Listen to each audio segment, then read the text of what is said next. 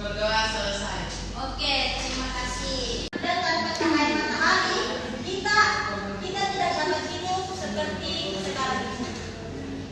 Baik, sebelumnya kita sudah belajar tentang bagaimana manusia bersosialisasi dengan lingkungan hidupnya. Di sini kita akan mempelajari tentang ekologi, hubungan makhluk hidup dan lingkungannya. Apakah anak-anak tahu apa itu ekologi? Baik, untuk pengertian ekologi, ekologi berasal dari kata oikos atau rumah dan logos atau ilmu. Jadi kita bisa simpulkan ekologi adalah ilmu yang mempelajari hubungan antar makhluk hidup dengan lingkungannya. Oke, Sisi? Lingkungan terdiri dari komponen biotik dan abiotik. Ekologi membantu kita memahami keseimbangan alam. Jadi kita harus hidup di alam dengan seimbang dan kita harus menjaga lingkungan kita agar lebih terjaga untuk masa yang akan datang. Bagaimana komponen ekologi yang dibagi menjadi dua, yaitu biotik dan abiotik? Dengan biotik yang berisikan tumbuhan, hewan, dan manusia, dan juga mikroorganisme pendukung. Di mana abiotik yang berisikan air, tanah, udara, cahaya matahari, dan juga suhu. Semua berdiri, ayo. Berdiri Rahman, jangan malas-malas ya, anak-anak.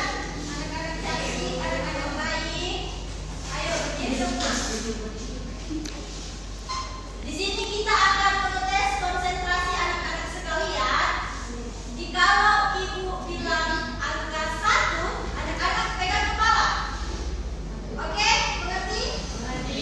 Angka 2, anak-anak angkat tangan. Angka 3, anak-anak pegang pinggang. Oke? Angka 1.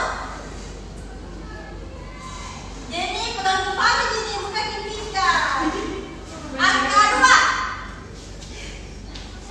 Aduh, sudah mulai tidak fokus ini berarti. Angka 3. Pinggang dulu.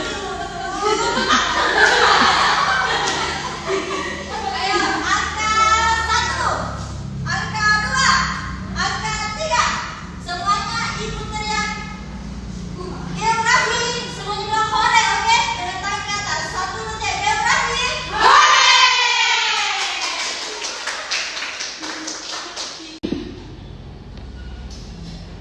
Apakah anak-anak tahu apa saja hewan-hewan yang berada di wilayah peralihan?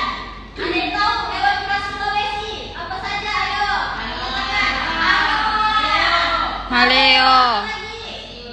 Iya, betul. Ini dia contoh-contohnya ya. Bisa dilihat.